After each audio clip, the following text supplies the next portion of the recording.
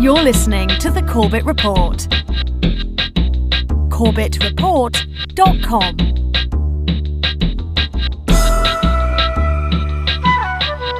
Welcome back, ladies and gentlemen. Welcome back to the Corbett Report podcast. I'm your host, as always, James Corbett of CorbettReport.com, coming to you from the sunny climes of Western Japan here on this 25th day of September, 2014.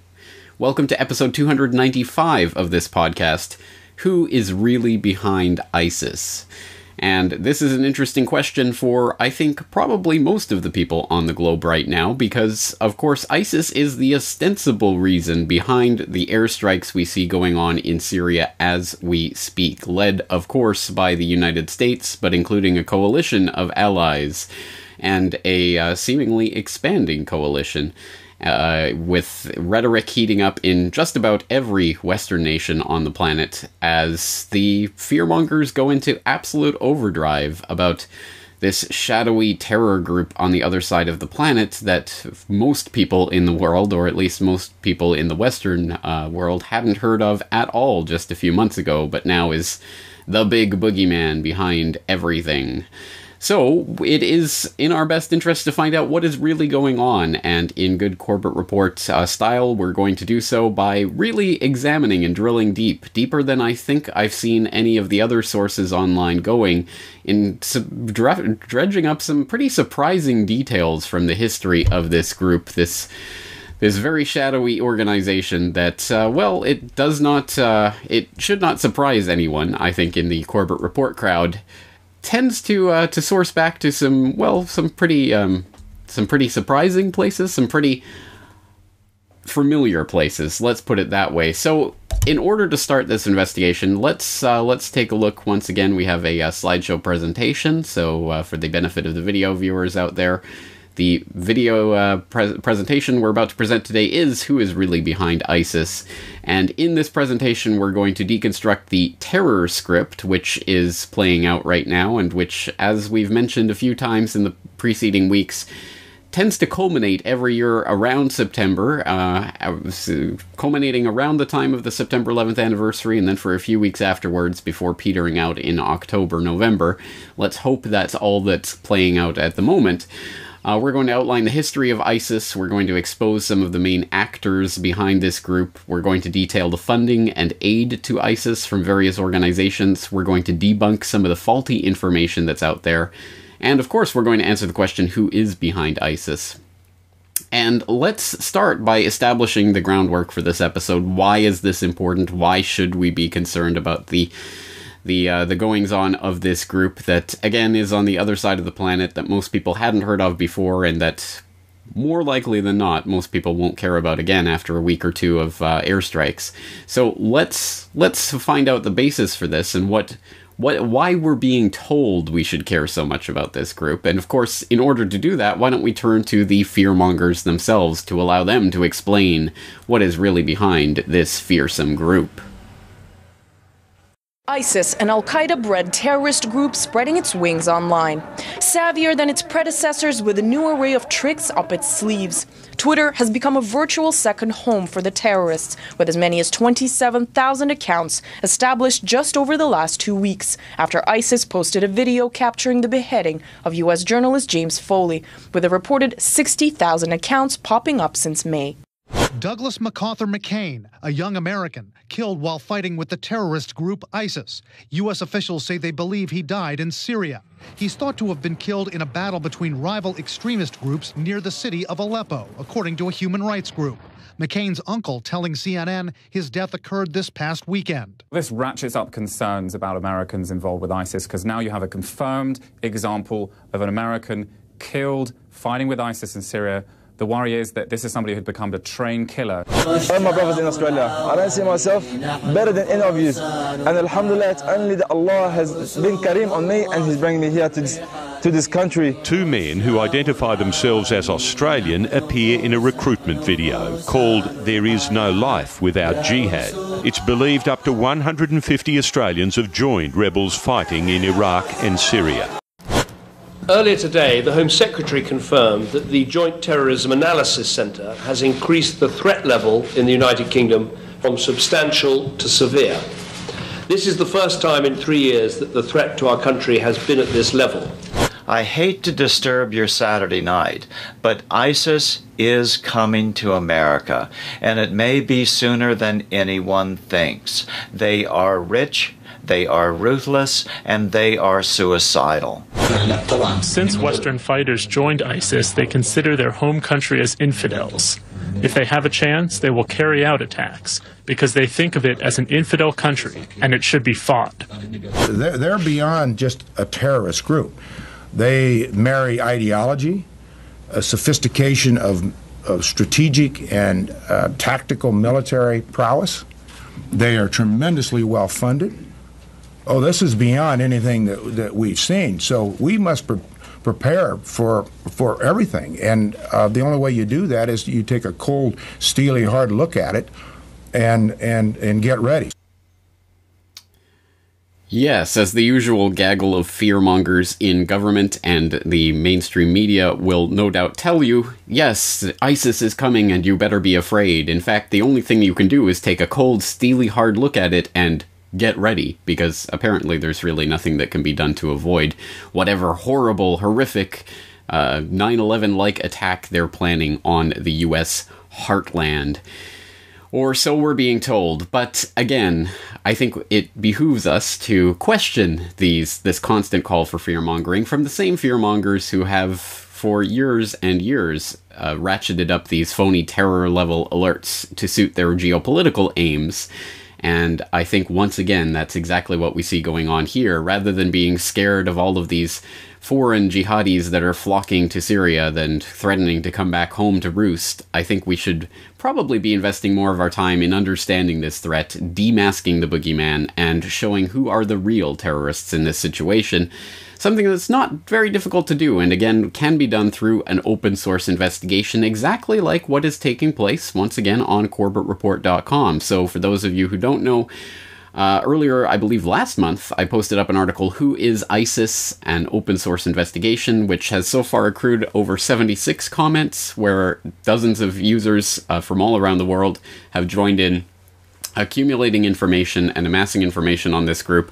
A lot of the information I'm going to go through today sources from this article or from the comments in this article, so I would suggest you go and take a look at that. It's a valuable source of information. In fact, there's more information in there than I could possibly cram into one podcast episode, so it's definitely worth looking at and joining in the conversation. If you are a Corbett Report subscriber, of course, you can log in and leave your own comments on that article or any other post to the website. So let's start delving into this question of who is ISIS by first describing what is the Islamic State, which of course is now what ISIS is known as. Basically, of course, this group was created in Iraq by a Jordanian Sunni back in 1999. It was formerly the official Al-Qaeda franchise in Frankenstein franchise in Iraq. Since broken with Al-Qaeda ideologically, it is now a self-proclaimed caliphate, which was pronounced in late June of this year. And the caliphate itself, well, we'll come to that in a moment. The question of the name of this group is something that gets bandied about, and ISIS is often used as the short abbreviation in English, as it is being used in this presentation, but I don't think we should put very much focus, attention, energy, or interest into decoding that name specifically, because of course it is just an acronym of an English translation of one of the group's names. It is not particularly significant in and of itself, and in fact is just one of many, many, many, many names that this group has gone by over the years. You can go back to 1999, for example, to the original organization, which brought with it, of course, an Arabic name that I won't attempt to butcher here, whose acronym was JTJ, and whose English translation was the Organization of Monotheism and Jihad. It changed its name in 2004 to, again, another Arabic name that I won't do the disservice of trying to mispronounce, the Organization of Jihad's base in the country of the Two Rivers, although it became more commonly known as Al-Qaeda in Iraq, or AQI, around that time. And then in 2006, it became the Islamic State of Iraq. In 2013, it became either the Islamic State of Iraq and the Levant or Islamic State of Iraq and Al-Sham, aka ISIL and ISIS. And then in 2014, Islamic State.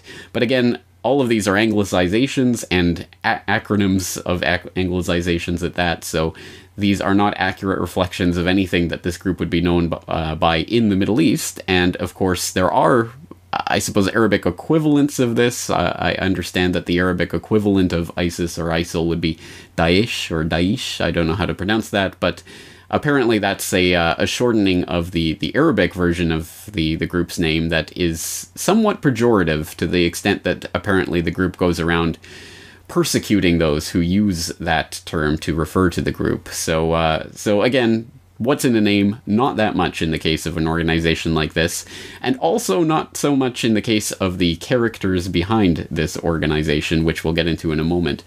First of all, a map, again, for those of you watching the video of this presentation, instead of listening to the audio, I have a map on the screen here. This is about the clearest map that I can find of what the Islamic State actually declares its caliphate extent to be.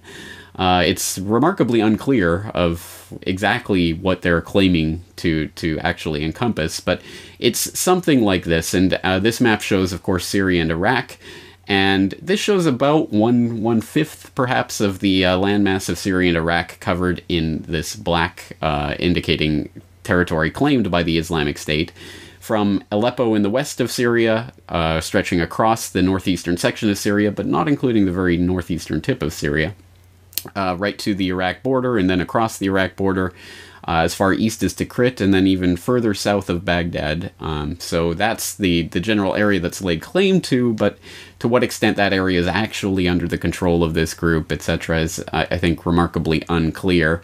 I think this is somewhat aspirational, but at any rate, this is supposedly the area that the Islamic State has declared as the boundaries of its caliphate as of June of this year. So switching to the question of who is behind this group, some of the characters behind it. It was founded in 1999, as I say, by a Jordanian Sunni Muslim who went by the name of Abu Musab al-Zarqawi, although once again, I think what's in the name, not so much when it comes to any of these characters who populate this group. Once again, I think we have to keep in mind that the names of the various jihadis behind this, like most jihadis, they adopt nom de guerre, that is, war names. So these names are not necessarily their real names, and in fact, in most cases, are specifically not their real names.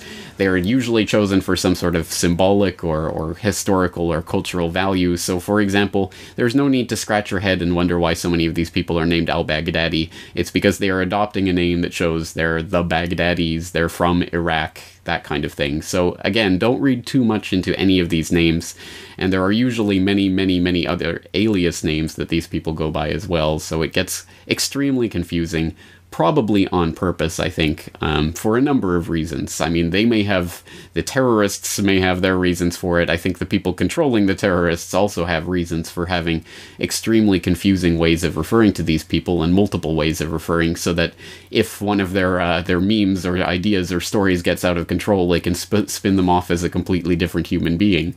Something that will come to sound strange, but we'll come to in a moment when we start actually examining these characters. So again, Abu Musab al-Zarqawi founded this group supposedly in 1999 in Iraq, a Sunni militant from Jordan. And he had what can only be described as a remarkable career that brought with it many lives, apparently. So, again, this all sources from mainstream reporting. And none of this is, just conspiracy reporting. This is all from mainstream news services and ABC and NBC and CBS and Reuters and all of those kinds of outlets. So, and they will all be linked up in the show notes, so you can go and read through all of these miraculous dealings of Zarqawi and his cohorts. But for example, back in 2003, it was reported that Zarqawi was killed in a bombing raid in Iraq. But in 2004, it was also reported that he was arrested in Fallujah. So apparently, miraculously resurrected from the dead and then arrested. And then in 2005, without reports in the meantime indicating how or when or why he was released from or escaped from custody in Fallujah, or how he was never arrested in Fallujah in the first place, he was arrested again in Bakuba. And then later in 2005, he was reported as being evacuated from Iraq altogether. By whom and to where, I'm not exactly certain, but at any rate, he was evacuated from Iraq, supposedly. But then in 2005, he was reported as being killed in fighting in Iraq once again. And then in 2006, he was killed in fighting once again, and presumably for the last time this time. So, killed at least 3 times. Quite an amazing career, one would have to admit. And as crazy as all of these reportings are, and I think, again, this is just part of the modus operandi of this current instantiation of the war on the boogeyman, i.e. the war on terror, is that they will throw out a number of names, they will throw out a number of reports saying this person was killed here, this person was killed there. Sometimes those reports are quietly retracted later, sometimes they aren't, sometimes these characters just go on to keep fighting, even after being reported killed, like Zarqawi. But it gets even stranger. Back in 2006, the Washington Post published an article entitled "Military Plays Up Role of Zarqawi," in which they reported, quote, "The U.S. military is conducting a propaganda campaign to magnify the role of the leader of al-Qaeda in Iraq, according to internal military documents and officers familiar with the program," end quote. And that same article went on to say, quote, "One internal briefing produced by the U.S. military headquarters in Iraq said that Kimmett, one of the generals that oversaw this program, had concluded that the Zarqawi PSYOP program is the most successful information campaign to date," end quote. So these, once again, the Washington Post got its hands on internal briefing documents that the Pentagon was using to talk about al-Qaeda in Iraq and their propaganda campaign in Iraq. And these documents prove that the Pentagon was absolutely 100% self-consciously engaged in a PSYOP operation to make Zarqawi and al-Qaeda in Iraq seem more important than it was. And they have their own twisted internal logic that was reported on at the time as to why they wanted to do this and why they wanted to build up AQI in the minds of the Iraqi people and the people of the United States. And of course, I think, obviously, the main part of that was to keep the American people involved and interested in keeping their troops in harm's way there in Iraq, even long after Bush declared mission accomplished. Well, oh, look, there's al-Qaeda in Iraq. We have to be there. And there's this character, Zarqawi, that the military was involved in pumping up. So, again, this is just insane. It's insanity. The precursor of the current ISIS group, the leader was actually not a PSYOP creation per se, but at any rate, someone who was blown up specifically on purpose, made to seem more important than he was because of the Pentagon. And it gets even stranger than that when we look at the person who took over from Zarqawi after his final, supposedly reported death in 2006. Someone going by the name of Baghdadi. One of the many people going by the name of Baghdadi. This one, Abu Omar al-Baghdadi. But again, it's a nom de guerre. It's not his real name. Apparently, his real name is Hamid Dawood Mohammed Khalil al-Zawi. He's also known as Abu Abdullah al-Rashid al-Baghdadi and Abu Hamza al-Baghdadi. So I would not, again, put too much faith, stock, interest, or energy into parsing these various names, just to know that this is someone who is referred to as al-Baghdadi and who took over from al-Zarqawi as leader of what was at the time al-Qaeda in Iraq in 2006. He took over the group and, again, like Zarqawi, had a remarkable career that involved being reported as captured in 2007 and then killed in 2007 and then arrested in 2009. And then throughout that period of his arrest, or the period that we were supposed to be led to believe that he was under arrest, he was releasing recordings, obviously not from prison, but from wherever he really was, that were being identified and authenticated by the highly, highly suspect Site Institute, which probably bears a podcast all on its own. But they authenticated these recordings that were being released all of this time that he was reported as being arrested. And then in 2010, he was reported as being killed once again. So again, we have multiple reportings of captures and killings and arrests that don't seem to make any logical sense. But just as in the case of Zarqawi, in the case of Baghdadi, it becomes that much more strange when we find out that that the fictional ISI leader, Abu Omar al-Baghdadi, was identified as such by the U.S. Pentagon. Yes, once again, the U.S. military actually reported on how they believed Abu Omar al-Baghdadi didn't even exist. This comes from a Reuters article, well, of one of many sources, but we can source it to a Reuters article.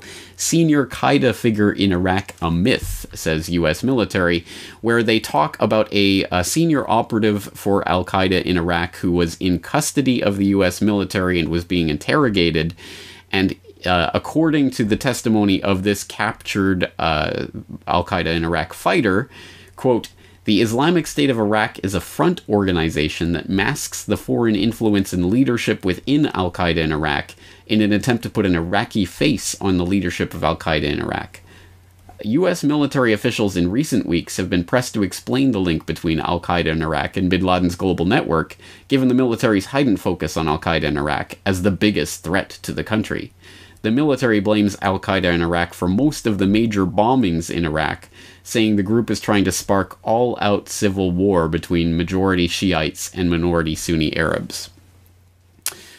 All right, again, a very interesting, very bizarre report that again includes briefing slides from the Pentagon that show that the Pentagon itself calls Abu Omar al-Baghdadi the fictional ISI leader. So once again, the U.S. military didn't even believe this person existed, and this was from a 2007 report. So once again, throwing more sand into the water, more mud into the mix to make it even murkier, the U.S. military bumbles in.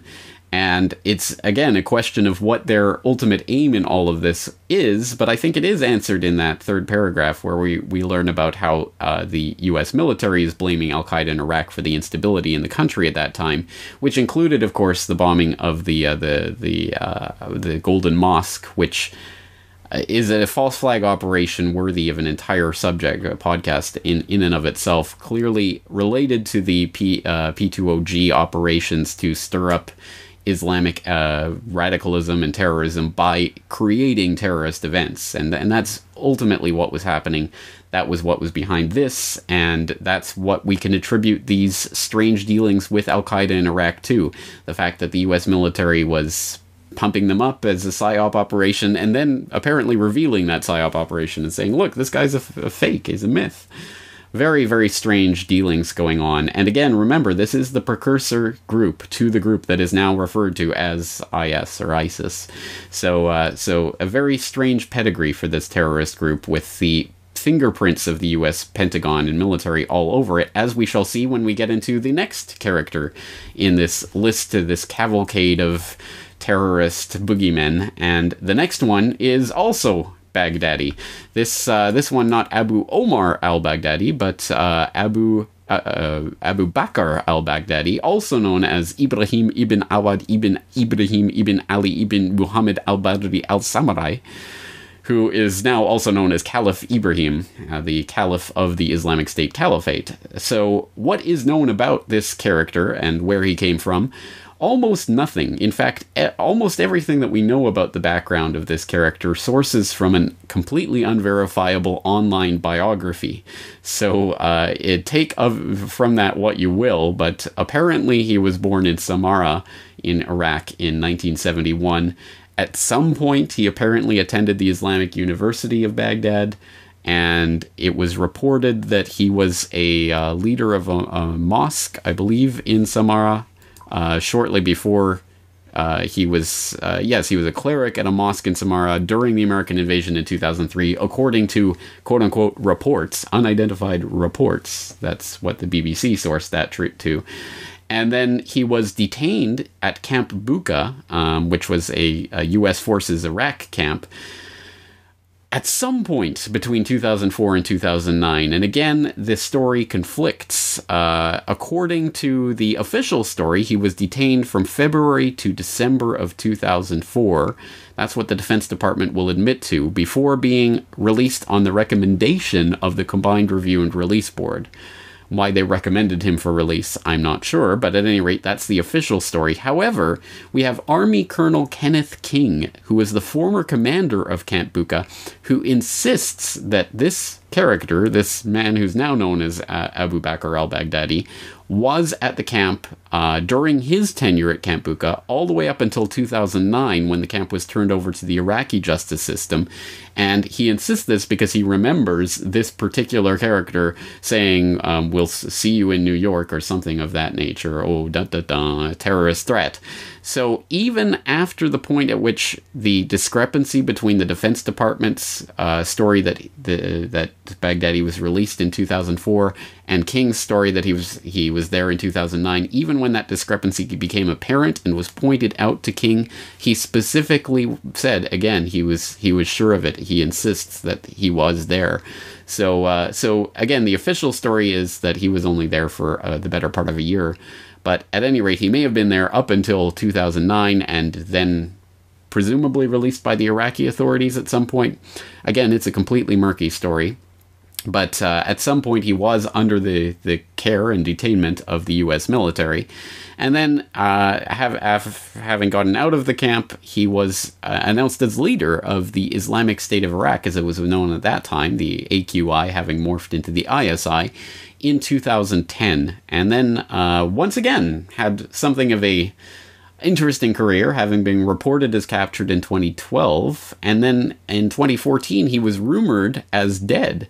But just a few days later, a video of him was released, a video of him delivering some sort of sermon or lecture or what have you, which is interesting because there are only apparently 2 photographs in existence of this person. So again, almost nothing whatsoever is known of Baghdadi, almost nothing whatsoever of his background, almost nothing whatsoever about the details of his detainment, how he came out of detainment, what he's been doing in the intervening years. But here he is, the Caliph of the Caliphate. So an exceptionally shady character.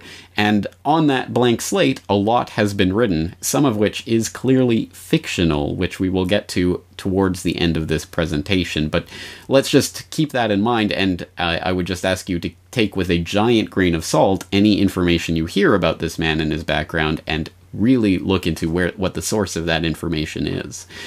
So that's some of the main characters behind this group, and as we turn our attention to what this group consists of in terms of its equipment, its ability, what can it actually do, we are told that the arsenal of jihad contained and wielded by this shadowy, deadly terrorist boogeyman group, it consists of 30 T-55 tanks, 10 T-72 tanks, Blackhawks, cargo planes, Humvees, Toyota trucks, AK-47s, M79s, RPG-6, RPG-7s, howitzers, field guns, AAC, Stinger manpads, Scud missiles, and a low-grade nuclear material of unknown origin, and a partridge in a pear tree.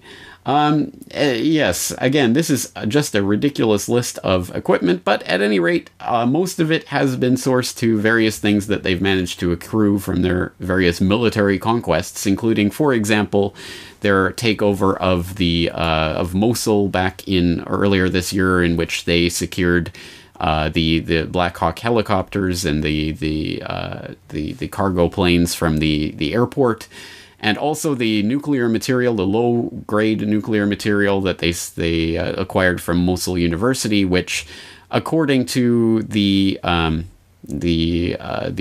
World Health Organization, no, the International Atomic Energy Agency, is a low risk for nuclear proliferation because it is such low grade, such low quality. So these are the things that we are told that they've gathered from their various exploits. Some of the interesting items in there, I think, are, for example, the Toyota trucks, which have become something of a hallmark of jihadis in various contexts. In fact, I'm pretty sure there used to be a channel, maybe there still is, on YouTube called Jihadis Love Toyota, which is very true. You'll notice in a lot of jihadi footage, they are riding around in Toyotas. There are reasons for that. Toyotas, of course, being quite ubiquitous in that region of the world, since Japanese aid to the Middle East generally comes in the form of equipment and various products, and so Toyotas are among the types of things that find their way to the Middle East. And because of their ubiquity, the parts and servicing for them are widely available, so they're quite useful for any group that wants to have sort of mobile access to the area, including the jihadis. And the Toyotas in possession of ISIS in particular seem to have come courtesy of, surprise, surprise, Uncle Sam.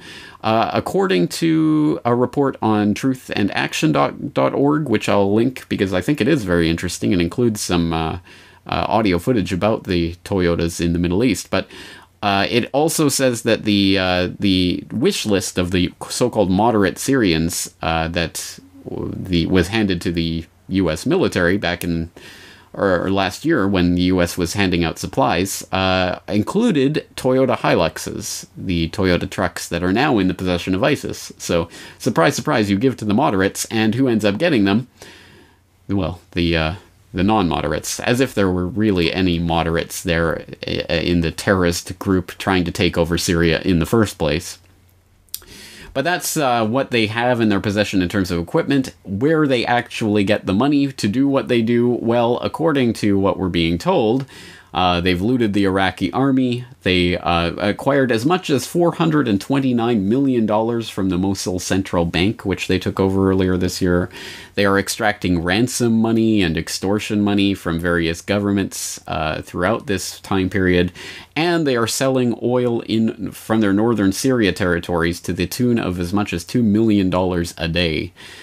Supposedly. So these are the places where they're supposedly financing what's going on. However, we could contrast that with some other information that we can acquire from different sources. For example, it's been widely and repeatedly reported throughout this entire conflict that private Gulf donors via Kuwait, and apparently the Kuwaiti financial system is specifically well set up for this type of financing, but at any rate, private Gulf donors have accounted for a lot of the money that has flowed into Syria to fund the various terrorist groups, including ISIS and the others that are there. And again, that's private donors, not necessarily the House of Saud or anything of that sort, but private donors from the Gulf who obviously have religious reasons for trying to support the Sunni Wahhabi jihadist Muslims. Arms and supplies from Libya via Turkey and Jordan. This comes from a number of sources, including James and Joanne Moriarty, who I, of course, interviewed earlier this year on the Corbett Report, talking about their startling testimony about what they saw when they were in Libya during the collapse. And, of course, the story there is that Benghazi was all about the gun running that was going on there.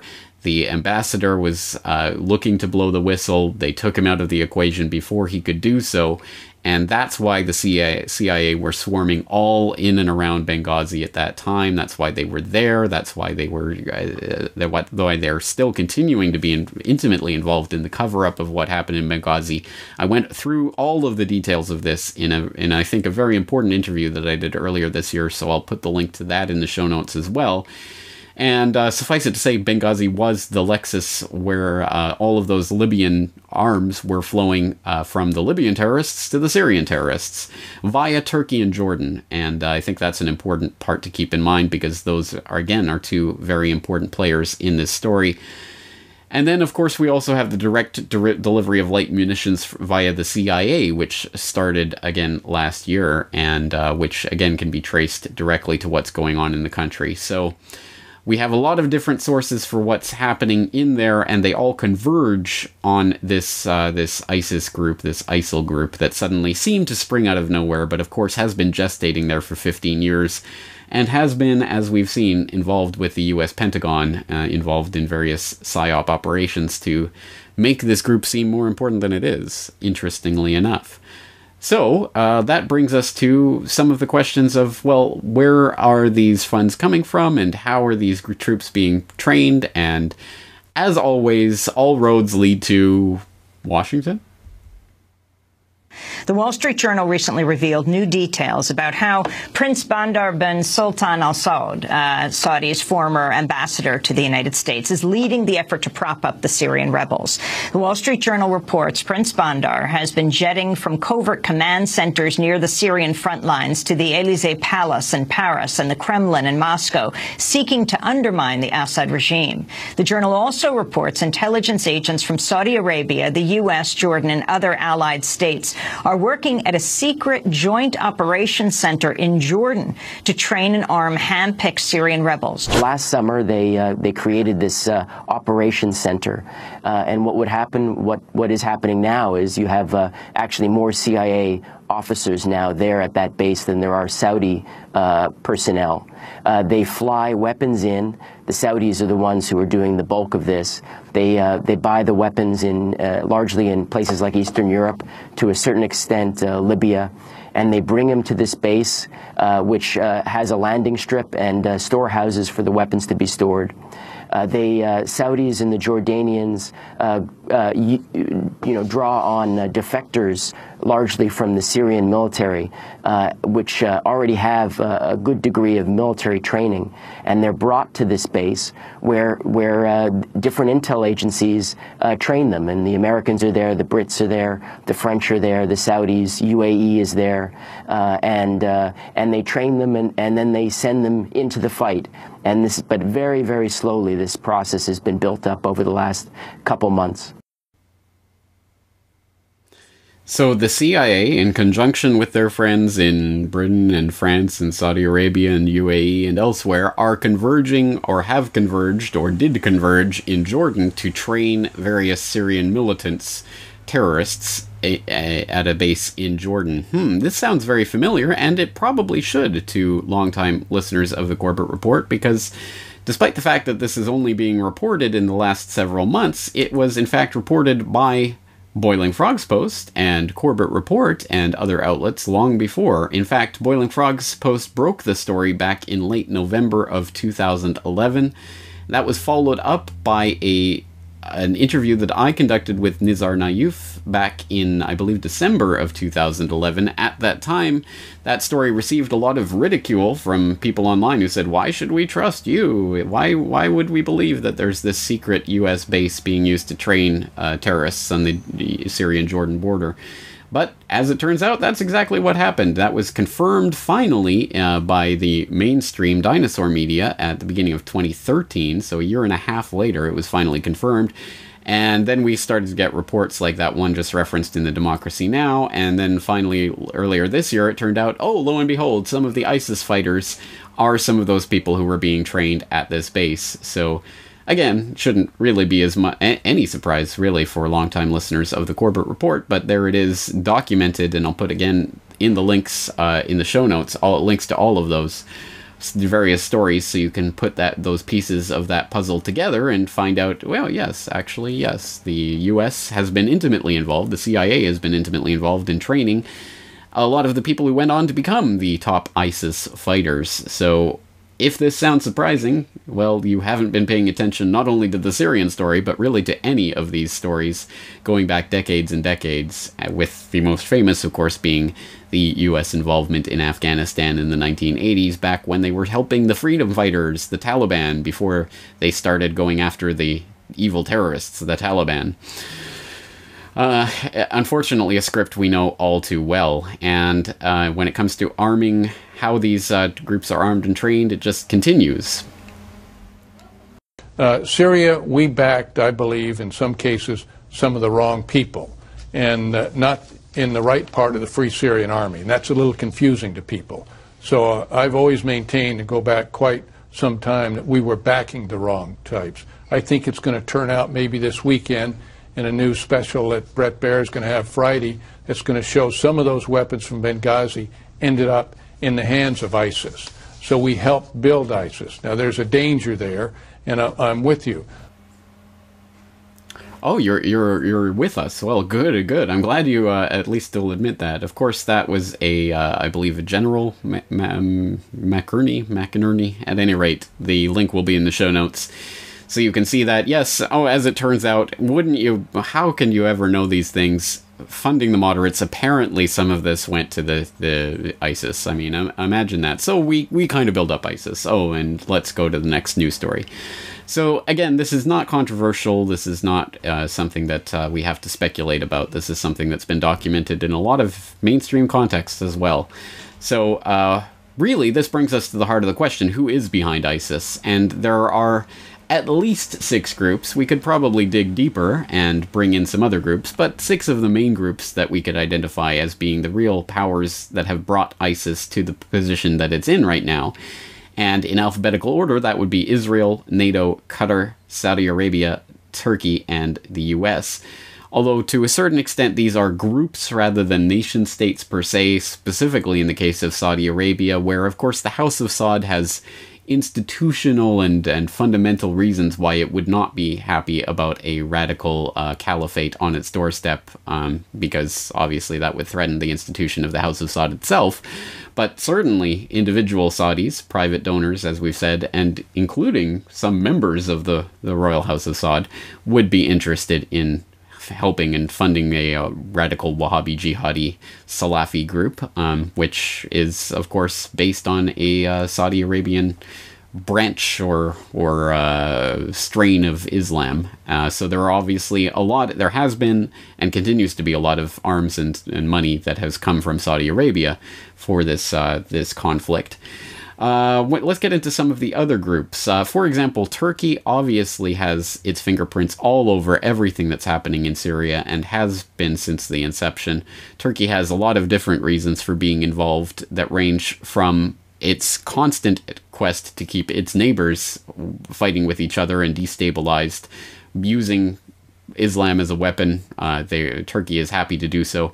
I think the Turkish leadership has no allegiance really to Islam, except for the fact that it's a useful political tool for the largely Islamic Turkish population, and also it can be used in fights like this to keep its neighbors destabilized and to keep Turkey an important foothold for Europe and NATO in the region.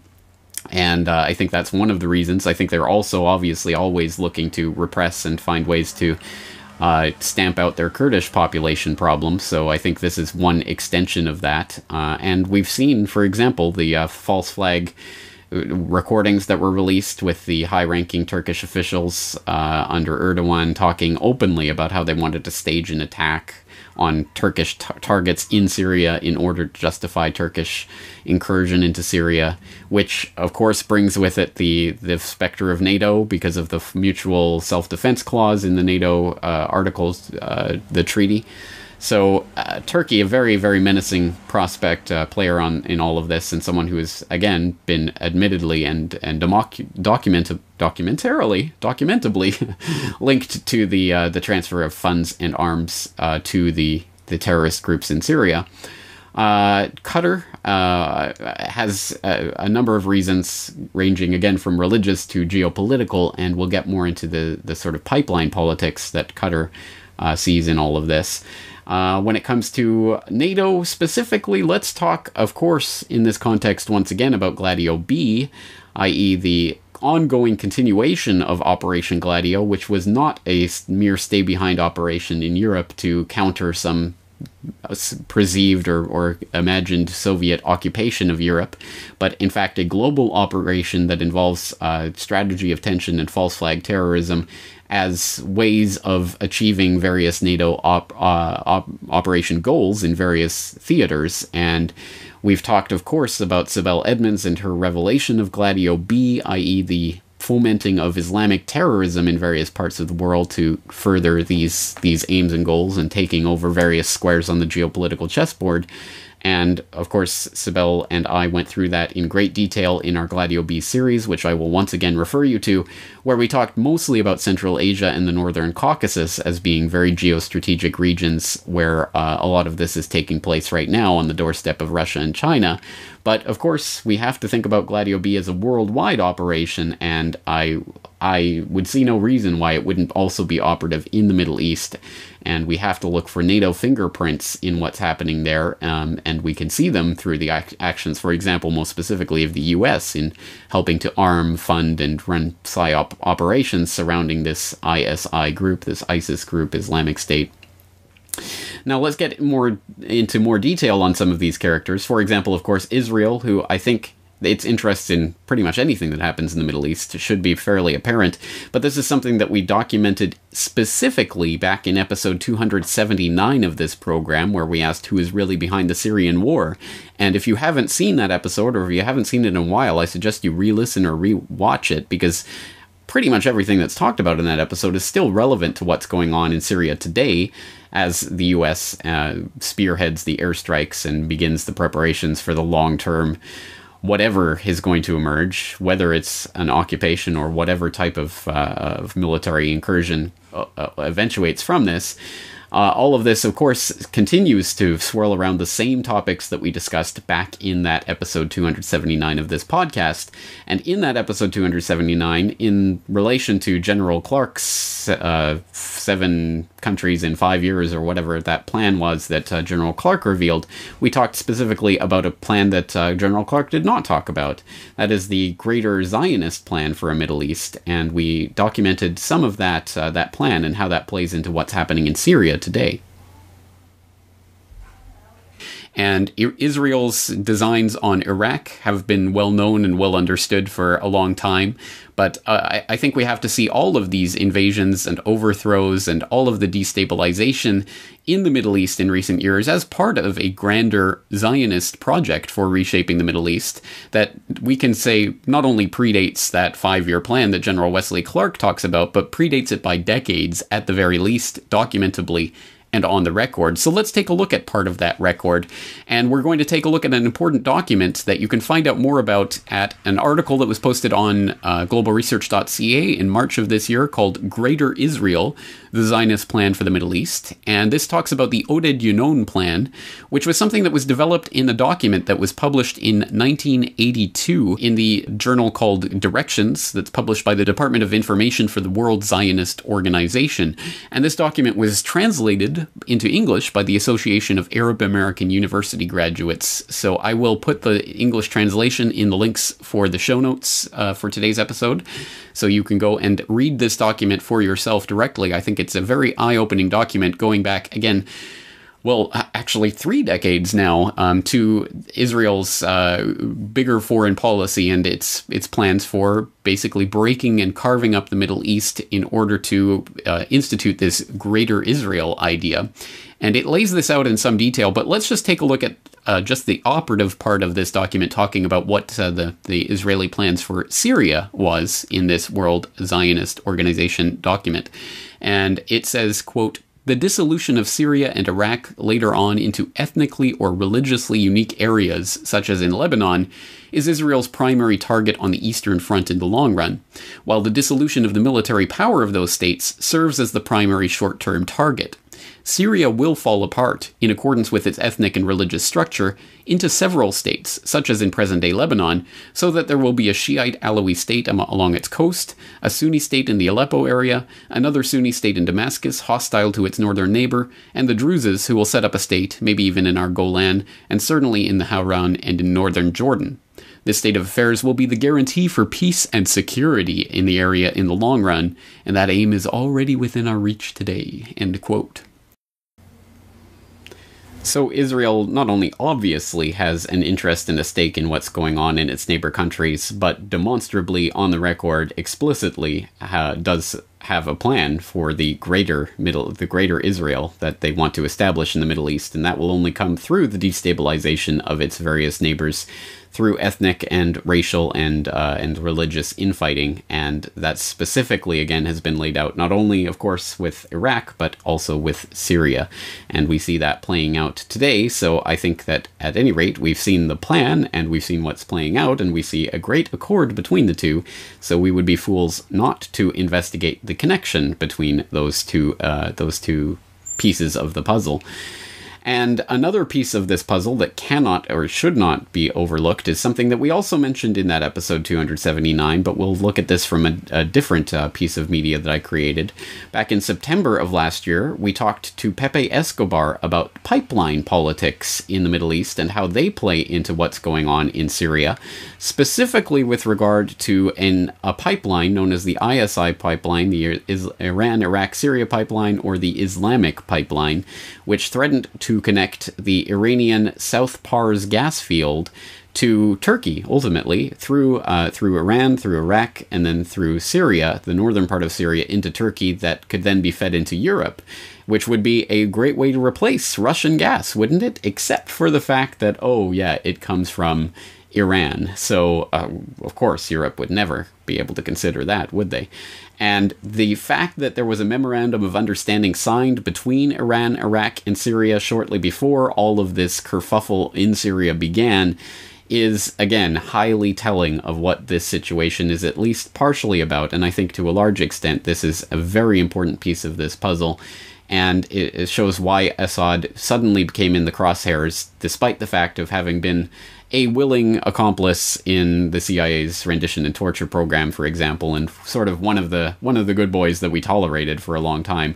How he suddenly became enemy number one is the question, and the Islamic pipeline is one answer. So let's listen to at least a section of that interview that we conducted with Pepe Escobar back in September of last year.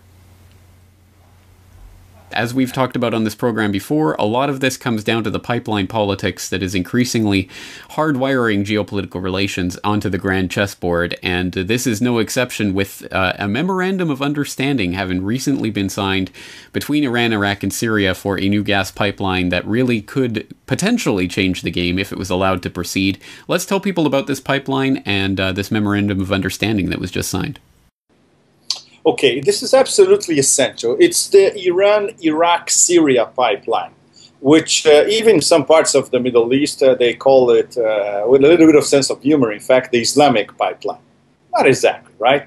But this is absolutely essential for two reasons. One, it bypasses two of the nations who are absolutely keen on regime change in Syria, Turkey and Qatar. This would be the perfect situation for the European Union.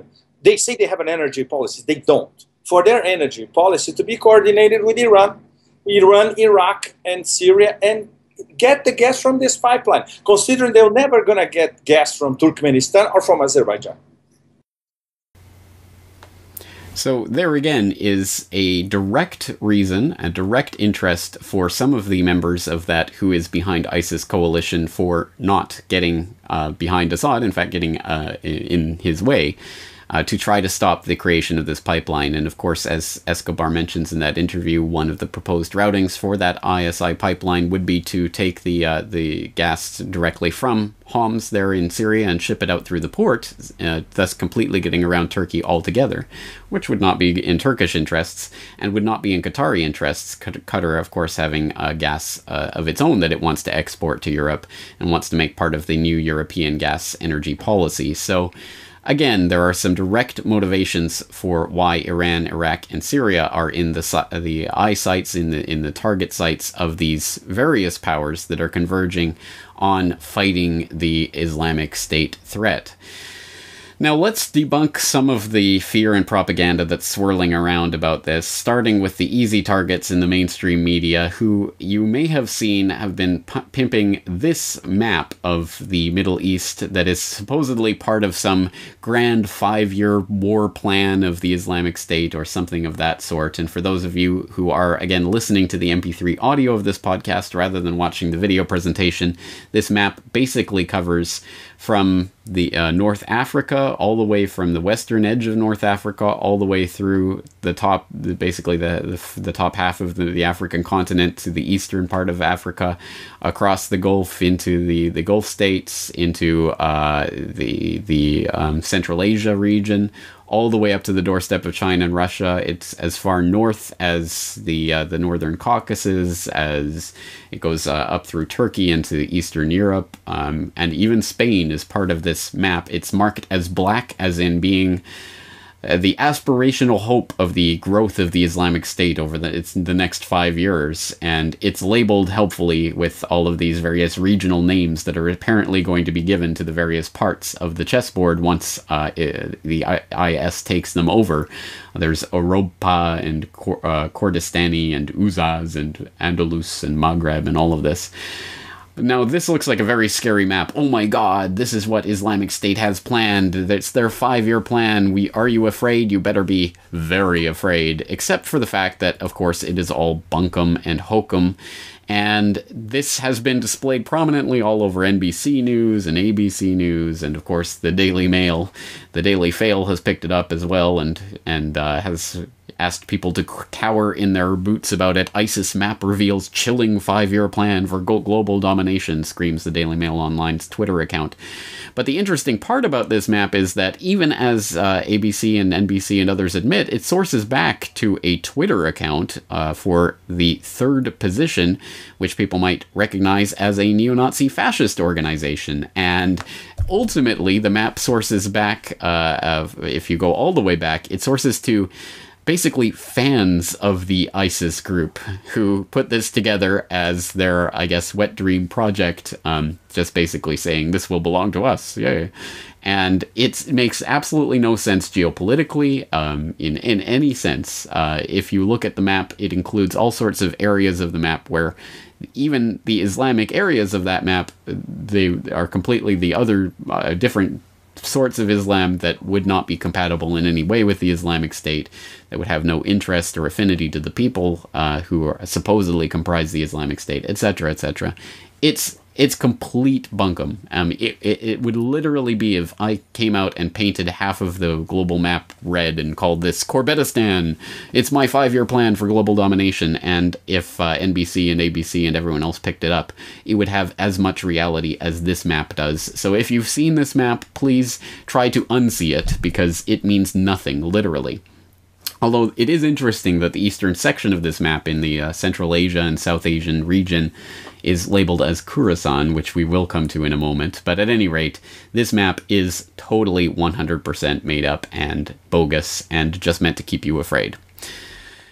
The other debunking that we have to do is one that spread through the alternative media like wildfire earlier this summer, despite the fact that there was absolutely, completely nothing to it. It was completely made up out of whole cloth. It is the idea of that there was some secret Snowden document that revealed that Abu Bakr al-Baghdadi, the current leader of the Islamic State, Ibrahim Khalif, is in fact a Mossad agent, dun, dun, dun. And this was apparently proven by these documents. Now, this was picked up by some major alternative media outlets, and because of that was then posted to tens of thousands of other outlets, and it just mushroomed from there. Every single one of them basically just sourcing some report, generally from the Gulf Arab press or something of that sort, and not really looking into it. Of course, they would always mention the fact that this sources from Snowden documents. New Snowden documents reveal. Of course, it would never ever link to those documents because they don't exist. There's been a lot of work put into trying to source where did this rumor actually start, and the earliest that can be found is a post on an Arabic website with a German domain name that posted an article that translates to Snowden, Abu Bakr al-Baghdadi, the result of a 3-nation intelligence operation cooperation. And again, there's absolutely nothing to this. The existence of those documents have been denied by everyone who has access to them, from Greenwald to WikiLeaks and everyone else. The documents have never been shown or in any way revealed as to how this strange Arabic German website supposedly got its hands on it. But again, this sources to absolutely nothing. It's from the ether. It's completely made up. And the most disappointing part is that the alternative media picked it up and started using it as absolute, concrete, 100% established fact, despite the fact that there was literally nothing sourcing it. There was nothing behind it.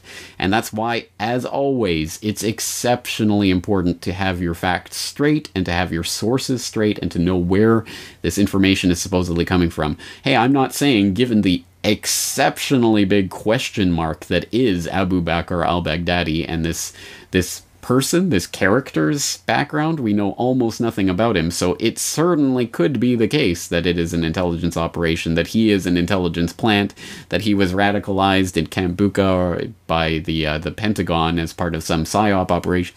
All of those things are absolutely valid speculation, and I assume that it is actually something of that sort, but there is absolutely zero evidence for this supposed Mossad connection, and so we should not parrot it ad this ironclad fact, because we in the alternative media are the upholders of truth in this age of constant and universal lies. So with that comes the responsibility of being responsible about our sources and where they come from. But it almost makes you wonder, once you have all these facts, everything that we've gone through in this presentation, and the much more that there is to go through on the fake beheading videos and everything that we haven't even touched on in this, that you can find out more about in that Who is ISIS article and the comments that accompany it. If even once we get all of that under our belt and have it all sourced and documented and all of these dots, I's dotted and T's crossed, you have to wonder if it matters at all in the end. Because at the end of the day, just like in Iraq, they can say, oh, it's weapons of mass destruction, mushroom cloud, they're coming to get us. Oh, and then after the invasion, oh no, it wasn't about that. It was about democracy in Iraq or something like that. Well, just as exactly as they can do that, they can also say, Islamic State's coming to get you, ISIS, oh, fear, fear, fear. And then they can say, oh, did we say ISIS? We meant someone completely different. That there was an imminent threat from this splinter group, this offshoot of Al-Qaeda, if you will, the Khorasan group. Khorasan plotting imminent attacks on the West. Threat from the Khorasan group. Al-Qaeda veterans known as the Khorasan group to attack U.S. and Western interests. A week ago, no one ever heard of this terror group, but now we do. And this is what we know. It's a group believed to have broken apart from Al-Qaeda. Some say it's even worse. There are only 50 members, and their specialty is bomb-making, according to U.S. intelligence. Khorasan's leader is also known, and again, was apparently coordinating attacks on the U.S. and its allies. That's right. I mean, does it even matter? Because even if you do expose this IS group as a propaganda creation of the Pentagon, and you go through and you take a look at all of these pieces of the puzzle, at the end of the day, they can just insert a completely different puzzle and say, hey, look, solve this one. And that's unfortunately the way this game goes. So now a completely new group that no one had ever heard of a week ago is now apparently the center focus of the terror porn that we're going to be inundated with indefinitely, basically until people stop listening to or believing in anything whatsoever that is being pimped out via the mouthpiece media, of course coming through the government organs that are pumping that information in through the back door. So until we put our foot down and stop listening to the fear porn and propaganda, they will keep feeding it to us. And it's in that regard that it is very hopeful and a good thing that, as I've pointed out a few times now, trust in media among the US population has again fallen to record lows. That is, trust in the television and newspapers and supposed purveyors of dinosaur journalism has fallen to a record low of 40%, which again is not low enough, but at any rate it does show that things are headed in the right direction and people are tuning out in droves. In fact, CNBC has just hit its worst viewership numbers in years, and I think the other dinosaur media outlets are also similarly bleeding their viewership, listenership, and readership, as they should be, for having pimped this fear porn out for so very, very long.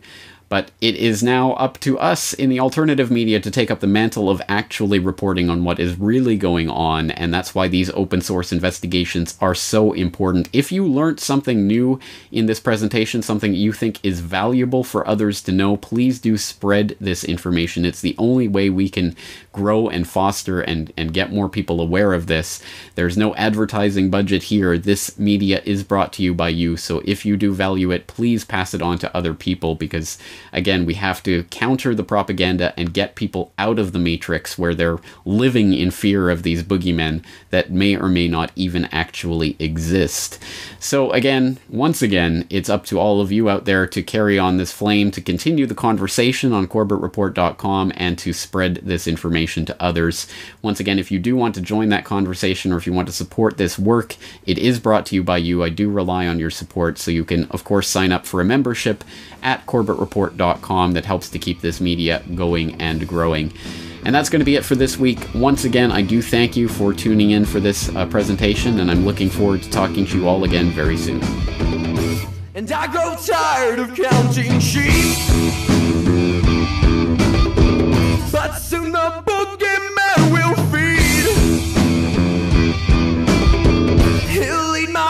fingers and my toes,